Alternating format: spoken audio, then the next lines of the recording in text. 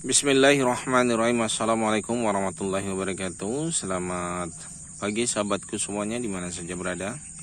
Insya Allah kita semua selalu dalam keadaan sehat-sehat walafiat. Alhamdulillah. Pada kesempatan ini saya kembali lagi membuat satu informasi yang insya Allah sangat bermanfaat untuk kita semua, khususnya bagi sahabat pemula, teman-teman yang baru belajar sambung tanaman. Supaya tanaman sambungan tidak menjadi gagal, perlu juga pemantauan terus-menerus, atau di dalam pemeliharaan ini kita memantau hal-hal yang bisa mengakibatkan kegagalan. Salah satu yang bisa mengakibatkan kegagalan ketika kita tidak memperhatikan setelah kita melakukan penyambungan, adanya tunas-tunas yang tumbuh di bawah sambungan seperti yang nampak pada saat ini. Boleh kita tunjukkan. Nah, ini adalah tunas yang akan mengganggu pertumbuhan tanaman yang di atas. Ini kan sambungan. Nah, ini setelah kita melakukan sambungan, terutama yang masih baru belajar, termasuk seluruhnya siapa saja, saya sendiri pun juga sering terjadi kegagalan karena akibat yang ini akibat yang kedua, menggagalkan sambungan ketika tidak dirawat terus-menerus ini. Nah, begitu juga nanti tanaman ini ketika kita ditanam di lapangan.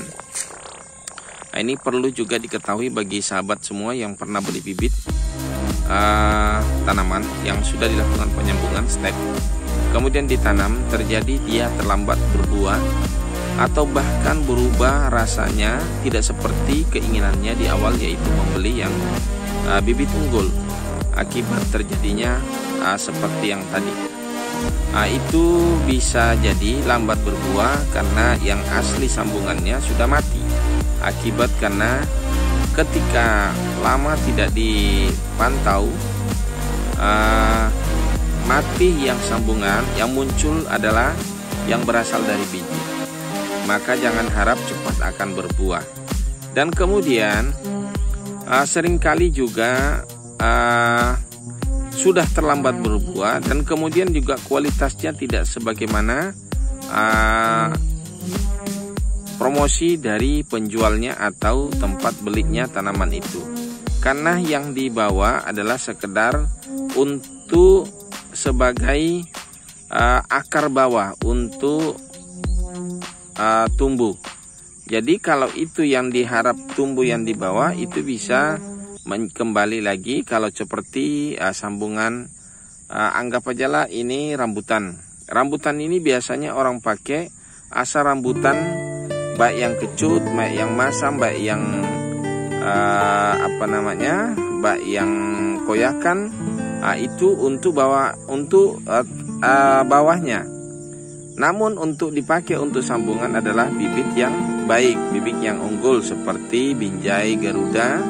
Itu biasanya dipakai untuk sambungan atas. Namun ketika ditanam di lapangan, terjadi di lapangan, tanamlah bibit itu, namun terjadi kematian sambungan atas, yang ada mungkin yang di bawah saja.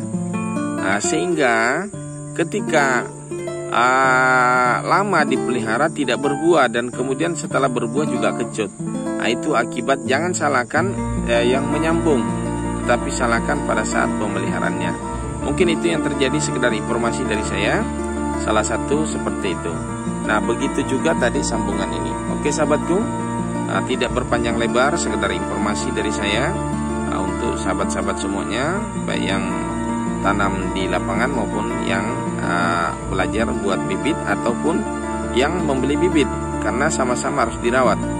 Yang membeli bibit juga harus merawat supaya tidak tumbuh di bawah sambungan, karena akan terjadi semacam ini. Bisa saja ini adalah jeruk, ini jeruk sambal, sedangkan di atasnya jeruk manis.